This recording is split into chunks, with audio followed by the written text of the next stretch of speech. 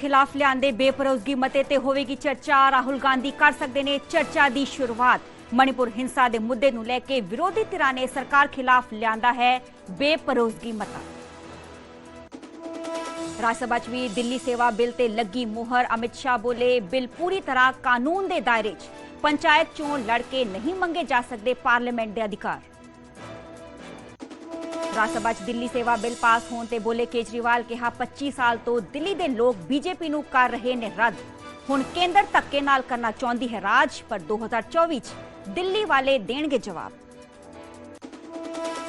Chandigarh party office नूं लैके मुख्यमंत्री मान ने गवर्नर नूं पुछया सवाल। कहा चंडीगढ़ तो MP ना होण करके साडी फाइल तां कर दित्ती रद्द, तां फिर अकाली दल नूं किस आधार ते दित्ती दफ्तर लई थां।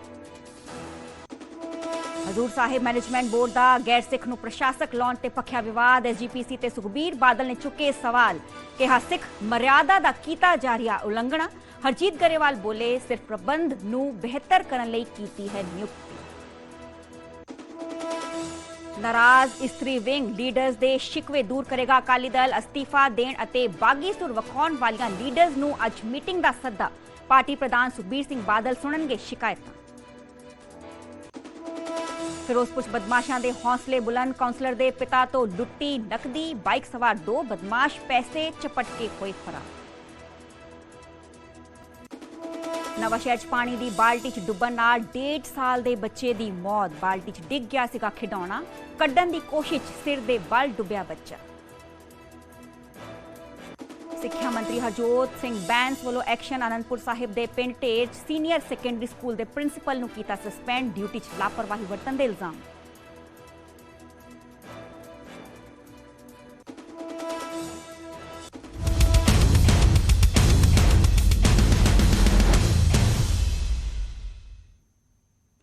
सत श्री अकाल जी, मैं हाँ सरबजोत कौर। न्यूज़ 18 पंजाब हरियाणा देख रहे सारे दर्शकों का स्वागत है। बुलेटिन की शुरुआत करेंगे पहली खबर के नाल। मॉनसून इजलास पार्लीमेंट का जारी है ते अज लोक सभा च बेपरोजगी मते ते चर्चा होएगी, यानी कि नो कॉन्फिडेंस मोशन ते चर्चा होएगी। दस दें कि केंद्र सरकार खिलाफ लियांदा गया है बेपरोजगी कर सकते ने इस ते चर्चा की शुरुआत। दस दें कि दोपहर 12 बजे शुरू होगी चर्चा नो कॉन्फिडेंस मोशन ते। मणिपुर हिंसा के मुद्दे ते विरोधी 10 अगस्त नूं PM नरेंद्र मोदी इसते जवाब दे सकते हैं। दस दिए कि बेपरोजगी मते ते 3 दिन लगातार संसद चर्चा होगी। मणिपुर हिंसा नूं लैके भी कितना किते विवाद लगातार जारी सीगा कि मणिपुर हिंसा ते जो प्रेजिडेंट रूल उत्थे लगाउण दी भी मांग की गई सीगी, जिस दे विचाले बेपरोजगी मता ओपोजिशन दे वल्लों लियांदा गया। ओपोजिशन का कहना है कि मणिपुर हिंसा नूं लैके PM नरेंद्र मोदी सदन च कोई जवाब देंदे, जिस नूं लैके नो कॉन्फिडेंस मोशन लियांदा गया है। ते अज जो राहुल गांधी ने इस दी चर्चा की शुरुआत करेंगे। काबिल गौर है कि राहुल गांधी तस्वीरां तुहानूं विखा रहे हैं, कल लोक सभा पहुंचे सीगे। उत्थे तस्वीरां च वेख्या जा सकता है कि जो गांधी जी ने उन्हां दे बुत दे अगे स्टैचू दे अगे नमन कर रहे हैं। उस तो बाद लोक सभा वाल रुख करते हैं। 136 दिनों बाद लोक सभा पहुंचे। काबिल गौर है कि सुप्रीम कोर्ट ने राहुल गांधी नूं सुप्रीम राहत दित्ती सीगी ते सज़ा ते रोक लगा दित्ती सीगी। 2 साल की सज़ा सैशन कोर्ट के वलों सुनाई गई सीगी ते हुण जो राहुल गांधी 136 दिनों बाद लोक सभा पहुंचे, लोक सभा से बकायदा एक लैटर जारी किया गया ते हुण कल दी तस्वीरें तुसीं वेख पा रहे हो कि राहुल गांधी लोक सभा पहुंचे थे, जिथे कि निग्घा स्वागत भरवा स्वागत कांग्रेस के वलों किया गया, नाले कि इंडिया के वलों भी किया गया। इंडियन नैशनल नेता सीगे, आगू सीगे, उत्थे मौजूद सीगे ते उत्थे निग्घा स्वागत उन्हां दा किया गया। राज्यसभा च भी पास हो गया है दिल्ली सर्विसेज बिल। दस कि बिल के हक च पईयां ने 131 वोटां, बिल के विरोध च 102 वोटां पईयां ने। विरोधी धिरां वल्लों दित्तियां सौदा ते भी रद्द कर दिते गए। दस कि 92 साल के साबका PM मनमोहन सिंह भी कल व्हील चेयर ते संसद पहुंचे सन अते खराब सेहत के बावजूद उन्हां दे वल्लों वोट पाई गई ते दिल्ली सर्विसेज एक्ट कल राज्यसभा च भी पास हो गया है। दस दे कि इसका विरोध भी किया गया। उस तो बाद हुण राष्ट्रपति दे कोल जाएगा। राष्ट्रपति की मंजूरी तो बाद आ एक्ट बन जाएगा, यानी कि कानून बन जाएगा। उत्ते ही अमित शाह देश के गृह मंत्री के वलों आ बिल राज्यसभा च पेश किया गया सीगा। अमित शाह ने कहा है कि दिल्ली सेवावां बिल ते अमित शाह ने जवाब दिता है कि बिल पूरी तरीके नाल कानून के दायरे च है। ਬਿੱਲ ਕਿਸੇ ਵੀ ਕਾਨੂੰਨ ਦੀ ਉਲੰਘਣਾ ਨਹੀਂ ਕਰਦਾ। ਪੰਚਾਇਤ ਚੋਣ ਲੜ ਕੇ ਪਾਰਲੀਮੈਂਟ ਦੇ ਅਧਿਕਾਰ ਨਹੀਂ ਮੰਗੇ ਜਾ ਸਕਦੇ। ਦਿੱਲੀ ਵਿਧਾਨ ਸਭਾ ਦੀ ਜੋ ਚੋਣ ਲੜਦਾ ਹੈ ਉਸ ਨੂੰ ਪਤਾ ਹੋਣਾ ਚਾਹੀਦਾ ਹੈ ਤੇ ਕਿਤੇ ਨਾ ਕਿਤੇ ਹਮਲਾਵਰ ਵੀ ਨੇ। ਪੀਐਮ ਬਣਨ ਲਈ ਪਾਰਲੀਮੈਂਟ ਦੀ ਚੋਣ ਲੜਨੀ ਪੈਂਦੀ ਹੈ। ਦਿੱਲੀ ਵਿਧਾਨ ਸਭਾ ਦੀ ਚੋਣ ਕੋਈ ਬਾਕੀ ਸੁਪਨੇ ਕੋਈ ਵੀ ਵੇਖ ਸਕਦਾ ਹੈ। ਇਸੇ ਵਿਚਾਲੇ ਦਿੱਲੀ ਵਰਗਾ ਬਿੱਲ ਕਿਸੇ ਹੋਰ ਸੂਬੇ ਲਈ ਨਹੀਂ ਲਿਆ ਸਕਦਾ ਕਿ ਦਿੱਲੀ ਸੇਵਾ ਬਿੱਲ ਪਾਸ ਹੋਣ ਤੇ ਅਰਵਿੰਦ ਕੇਜਰੀਵਾਲ ਨੇ ਵੀ ਪਲਟਵਾਰ ਕੀਤਾ ਹੈ। ਅਰਵਿੰਦ ਕੇਜਰੀਵਾਲ ਦਾ ਵੀ ਬਿਆਨ ਸਾਹਮਣੇ ਆਇਆ ਹੈ। ਉਹਨਾਂ ਨੇ ਕਿਹਾ ਹੈ ਕਿ ਦਿੱਲੀ ਦੇ ਲੋਕਾਂ ਨੇ ਬੀਜੇਪੀ ਨੂੰ ਸਪਸ਼ਟ ਸੰਦੇਸ਼ ਦਿੱਤਾ ਸੀਗਾ। ਦਿੱਲੀ ਦੇ ਲੋਕ 25 ਸਾਲ ਤੋਂ ਬੀਜੇਪੀ ਨੂੰ ਰੱਦ ਕਰ ਰਹੇ ਨੇ। ਪ੍ਰਧਾਨ ਮੰਤਰੀ ਹੁਣ ਦਿੱਲੀ ਦੇ ਚਪੜਾਸੀਆਂ ਦੀ ਡਿਊਟੀ ਲਗਾਉਣ ਲਈ ਕਿਤੇ ਨਾ ਕਿਤੇ ਤਿੱਖੇ ਸ਼ਬਦੀ ਹਮਲੇ ਕੇਜਰੀਵਾਲ ਤੋਂ ਵੱਲੋਂ ਵੀ ਕੀਤੇ ਜਾ ਰਹੇ ਨੇ। ਪੀਐਮ ਦੇਖਣਾ ਹੁਣ ਕਿਹੜਾ ਚਪੜਾਸੀ ਕਿਹੜਾ ਕੰਮ ਕਰੇਗਾ। ਕੇਂਦਰ ਨੂੰ ਲੋਕਾਂ ਨੇ ਪਾਵਰ ਸੇਵਾ ਕਰਨ ਲਈ ਦਿੱਤੀ ਸੀਗੀ, ਪਰ ਇਹ ਦਿੱਲੀ ਦੇ ਲੋਕਾਂ ਵੱਲੋਂ ਚੁਣੀ ਸਰਕਾਰ ਦੀ ਪਾਵਰ ਖੋਣ ਲੱਗੇ ਨੇ।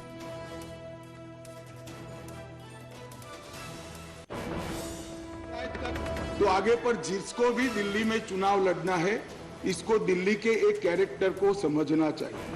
मान्यवर, मैं जब पंचायत का चुनाव लड़ता हूं और पार्लियामेंट के अधिकारों की मांग करता हूं, तो संवैधानिक रूप से पूरे नहीं हो सकते। हम जब चुनाव लड़ते हैं, दिल्ली के एमएलए का या चीफ मिनिस्टर की दावेदारी करते हैं, तब हमको मालूम होना चाहिए कि यूनियन टेरिटरी से, और सपना तो मुझे कोई भी आ सकता है, मगर चुनाव में जो लड़ता हूं इसके हिसाब से भी हो सकता, स्वप्न पूरे हो सकते हैं। और अगर देश का प्रधानमंत्री बनना है तो संसद का चुनाव लड़ना पड़ता है, दिल्ली के एमएलए का चुनाव से नहीं लड़ना। तो विश्व में कोई भी, विज्ञान का नियम है, कोई भी चीज अकारण नहीं होती। ये विजिलेंस विभाग को ही क्यों टारगेट बनाया गया? ट्रांसपोर्ट को नहीं बनाया गया, सफाई को नहीं बनाया गया, जल बोर्ड को नहीं बनाया गया, जल विभाग को नहीं बनाया गया, मान्यवर रोड एंड बिल्डिंग को नहीं बनाया गया, सोशल वेलफेयर को नहीं बनाया। ये सारे शासन के साथ जुड़े हुए भी नहीं है क्या?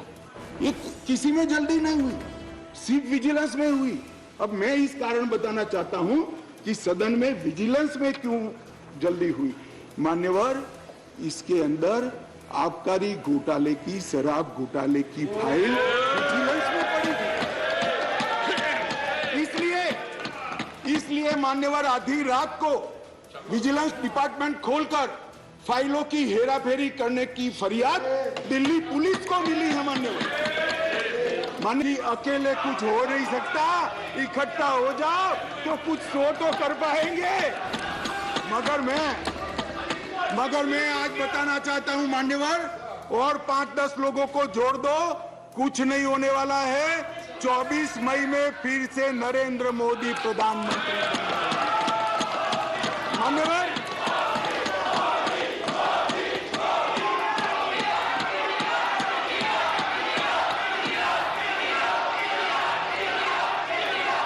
लेकिन ऑर्डिनेंस को छोड़ के वो हमारे इमरजेंसी से लेकर और अब तक जो आगे 2024 में, अरे भाई चुप, सब आधे कांग्रेस के हैं इसमें,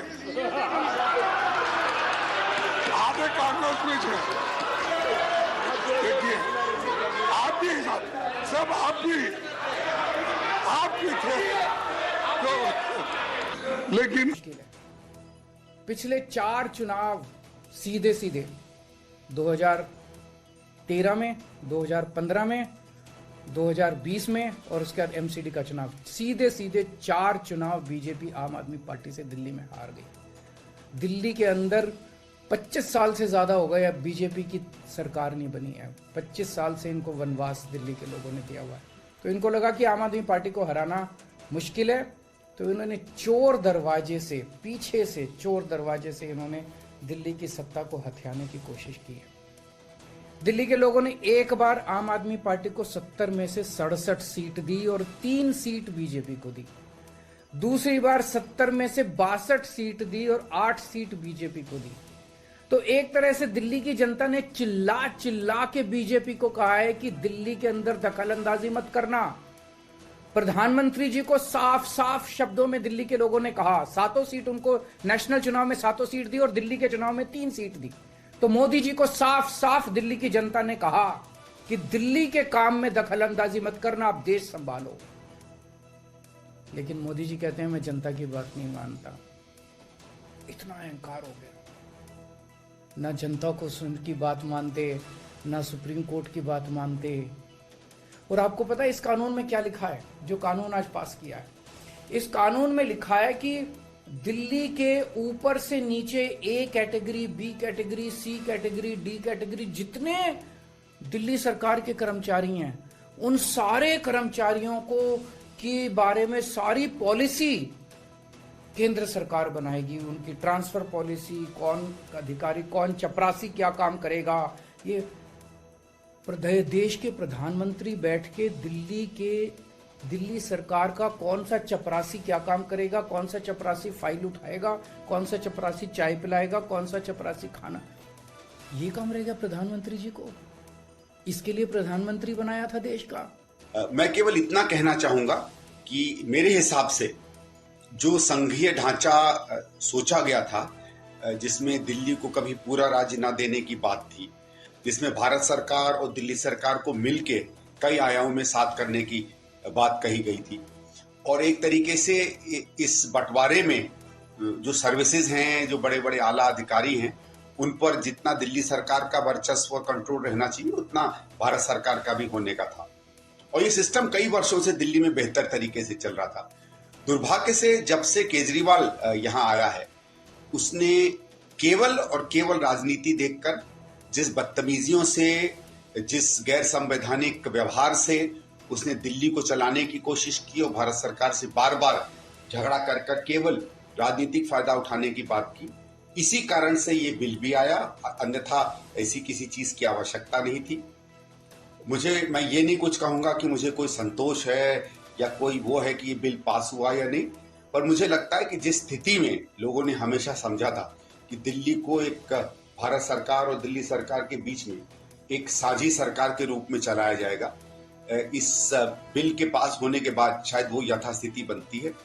अब मैं आशा करूंगा कि फिर से रोने धोने और उल्टी सीधी बातें करने और बयानबाजी के अलावा कोशिश करेगा केजरीवाल को, जो 9 साल में उसने काम नहीं किया है दिल्ली में, कम से कम ये बचे हुए 1-1.5 साल में कुछ तो वो काम दिल्ली के लिए जरूर करता है। ਅੱਗੇ ਵਧਾਂਗੇ ਤੇ ਗੱਲ ਕਰਾਂਗੇ ਸੀਐਮ ਭਗਵੰਤ ਮਾਨ ਦੀ। ਸੀਐਮ ਮਾਨ ਨੇ ਗਵਰਨਰ ਬਨਵਾਰੀ ਲਾਲ ਪੁਰੋਹਿਤ ਨੂੰ ਸਵਾਲ ਪੁੱਛਿਆ। ਦੱਸਦੇ ਕਿ ਚੰਡੀਗੜ੍ਹ 'ਚ ਪਾਰਟੀ ਦਫ਼ਤਰ ਲਈ ਜ਼ਮੀਨ ਨੂੰ ਲੈ ਕੇ ਆ ਸਵਾਲ ਪੁੱਛਿਆ ਗਿਆ। ਸੀਐਮ ਨੇ ਪੁੱਛਿਆ ਹੈ ਕਿ ਅਕਾਲੀ ਦਲ ਨੂੰ ਕਿਸ ਆਧਾਰ ਤੇ ਦਫ਼ਤਰ ਲਈ ਚੰਡੀਗੜ੍ਹ 'ਚ ਥਾਂ ਦਿੱਤੀ ਗਈ ਹੈ। ਚੰਡੀਗੜ੍ਹ ਤੋਂ 20 ਸਾਲ ਦਾ ਕੋਈ ਵੀ ਐਮਪੀ ਅਕਾਲੀ ਦਲ ਦਾ ਨਹੀਂ ਹੈ। ਦੱਸਦੇ ਕਿ ਸਾਡੀ ਵਾਰੀ ਹੀ ਕਿਉਂ ਇਹ ਸ਼ਰਤ लागू की गई। चंडीगढ़ प्रशासन ने आम आदमी पार्टी ਨੂੰ ਦਫ਼ਤਰ ਲਈ ਥਾਂ ਦੇਣ ਤੋਂ ਇਨਕਾਰ ਕਰ ਦਿੱਤਾ ਹੈ। ਦੱਸਦੇ ਕਿ ਇਸ ਨੂੰ ਲੈ ਕੇ ਹੁਣ ਸੀਐਮ ਭਗਵੰਤ ਮਾਨ ਨੇ ਬਨਵਾਰੀ ਲਾਲ ਪੁਰੋਹਿਤ ਨੂੰ, ਜੋ ਪ੍ਰਸ਼ਾਸਕ ਨੇ, ਉਹਨਾਂ ਨੂੰ ਸਵਾਲ ਪੁੱਛਿਆ ਹੈ। ਦੱਸਦੇ ਕਿ 20 ਸਾਲ 'ਚ ਚੰਡੀਗੜ੍ਹ ਤੋਂ ਐਮਪੀ ਨਾ ਹੋਣ ਦੀ ਸ਼ਰਤ ਲਗਾਈ ਸੀ ਕਿ ਸੀਐਮ ਭਗਵੰਤ ਮਾਨ 3 ਵਾਰ ਗਵਰਨਰ ਬਨਵਾਰੀ ਲਾਲ ਪੁਰੋਹਿਤ ਨੂੰ ਲੈਟਰ ਲਿਖ ਚੁੱਕੇ ਨੇ। ਆਮ ਆਦਮੀ ਪਾਰਟੀ ਦੇ ਦਫ਼ਤਰ ਲਈ ਚੰਡੀਗੜ੍ਹ 'ਚ ਜ਼ਮੀਨ ਮੰਗੀ ਜਾ ਰਹੀ ਹੈ। ਦੱਸਦੇ ਕਿ ਆ ਜ਼ਮੀਨ ਦੀ ਜੋ ਮੰਗ ਨੂੰ ਠੁਕਰਾ ਦਿੱਤਾ ਗਿਆ। ਸ਼ਰਤ ਸੀਗੀ, ਪਹਿਲੀ ਸ਼ਰਤ ਕਿ ਬਕਾਇਦਾ ਨੈਸ਼ਨਲ ਪਾਰਟੀ ਹੋਣੀ ਚਾਹੀਦੀ ਹੈ।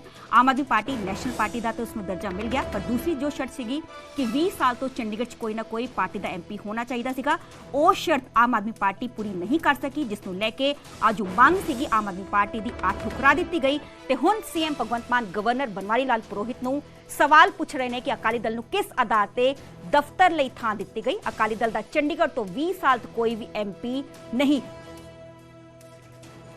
ਦੇ ਵਿੱਚ ਕੁਝ ਨਵੀਆਂ ਨਿਯੁਕਤੀਆਂ ਹੋਈਆਂ ਜਿਨ੍ਹਾਂ 'ਚ ਆਮ ਆਦਮੀ ਪਾਰਟੀ ਦਾ ਦੇਖੋ ਇਹ ਹੱਕ ਬਣਦਾ ਕਿ ਆਫਿਸ ਹੋਵੇ।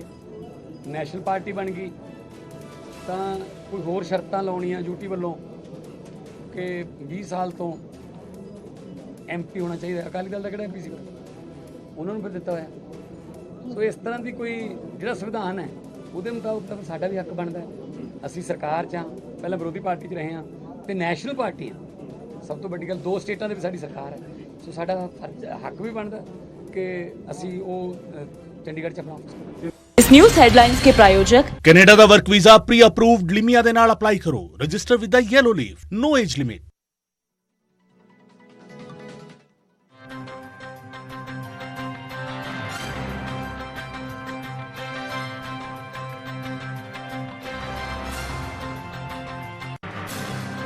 इस न्यूज हेडलाइंस के प्रायोजक ਕੈਨੇਡਾ ਦਾ ਵਰਕ ਵੀਜ਼ਾ ਪ੍ਰੀ ਅਪਰੂਵਡ ਲਿਮੀਆ ਦੇ ਨਾਲ ਅਪਲਾਈ ਕਰੋ। Register with the Yellow Leaf, no age limit. ਘੱਟ ਗਿਣਤੀ ਕਮਿਸ਼ਨ ਦੇ ਚੇਅਰਮੈਨ ਇਕਬਾਲ ਸਿੰਘ ਲਾਲਪੁਰਾ ਨੇ ਸ਼੍ਰੋਮਣੀ ਕਮੇਟੀ 'ਚ ਭ੍ਰਿਸ਼ਟਾਚਾਰ ਦਾ ਇਲਜ਼ਾਮ ਲਗਾਇਆ ਤਾਂ ਐਸਜੀਪੀਸੀ ਪ੍ਰਧਾਨ ਹਰਜਿੰਦਰ ਸਿੰਘ ਧਾਮੀ ਨੇ ਵੀ ਤਿੱਖਾ ਪਲਟਵਾਰ ਕੀਤਾ ਅਤੇ ਤੱਥ ਪਤਾ ਕਰਨ ਦੀ ਨਸੀਹਤ ਵੀ ਦੇ ਦਿੱਤੀ। ਕਿ ਮਣੀਪੁਰ ਦੇ ਵਿੱਚ ਘੱਟ ਗਿਣਤੀਆਂ ਨਾਲ ਧੱਕਾ ਹੋਇਆ, ਕੋਈ ਨੋਟਿਸ ਲਿਆ ਤੁਸੀਂ?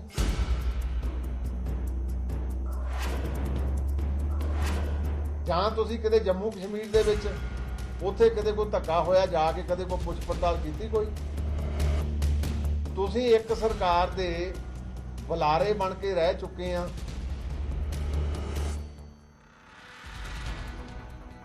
ਸ਼੍ਰੋਮਣੀ ਕਮੇਟੀ ਦੀ ਅੰਤਰਿਮ ਕਮੇਟੀ ਦੀ ਮੀਟਿੰਗ ਤੋਂ ਬਾਅਦ ਪ੍ਰਧਾਨ ਹਰਜਿੰਦਰ ਸਿੰਘ ਧਾਮੀ ਮੀਡੀਆ ਦੇ ਸਾਹਮਣੇ ਆਏ ਤਾਂ ਮੀਟਿੰਗ ਦੇ ਮੁੱਦਿਆਂ ਤੇ ਬਰੀਫਿੰਗ ਕਰਨ ਲਈ ਸੀ, ਪਰ ਮੀਡੀਆ ਨੂੰ ਬਰੀਫਿੰਗ ਕਰਨ ਦੇ ਵਿਚਾਲੇ ਧਾਮੀ ਨੇ ਆਪ ਹੀ ਇਕਬਾਲ ਸਿੰਘ ਲਾਲਪੁਰਾ ਦਾ ਜ਼ਿਕਰ ਸ਼ੁਰੂ ਕਰ ਦਿੱਤਾ।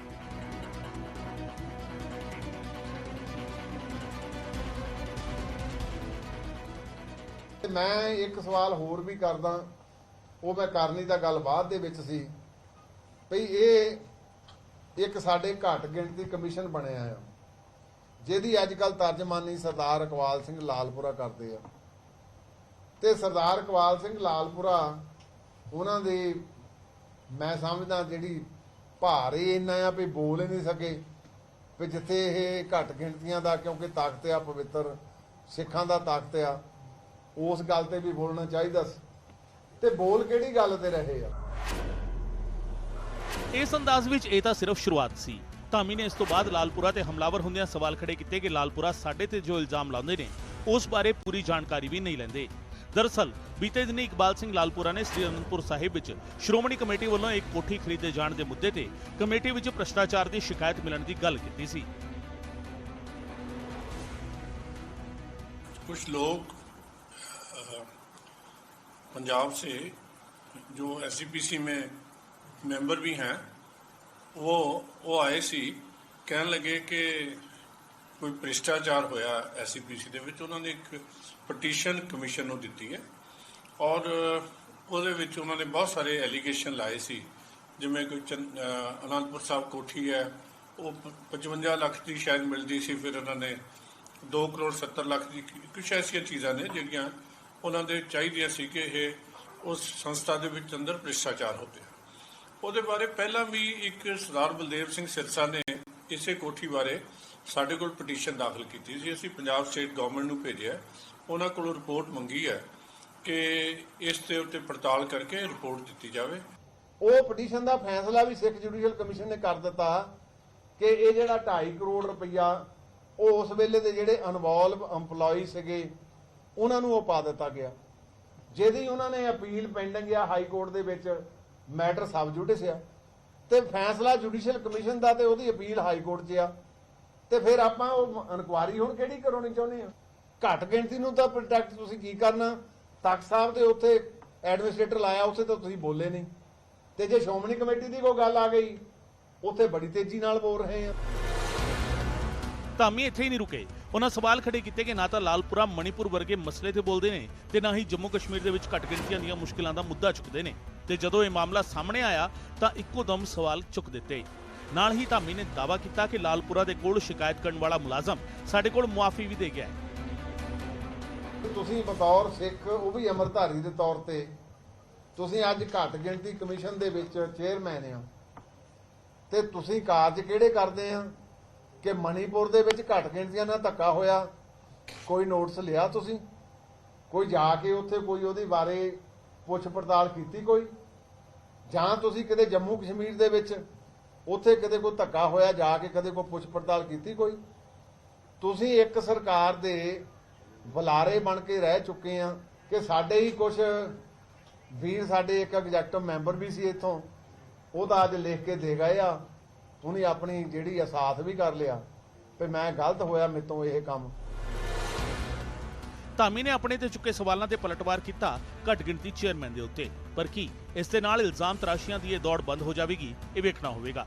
ਅੰਮ੍ਰਿਤਸਰ ਤੋਂ ਰਾਜੀਵ ਸ਼ਰਮਾ ਦੇ ਨਾਲ ਬਿਊਰੋ ਰਿਪੋਰਟ, ਨਿਊਜ਼ 18 ਪੰਜਾਬ।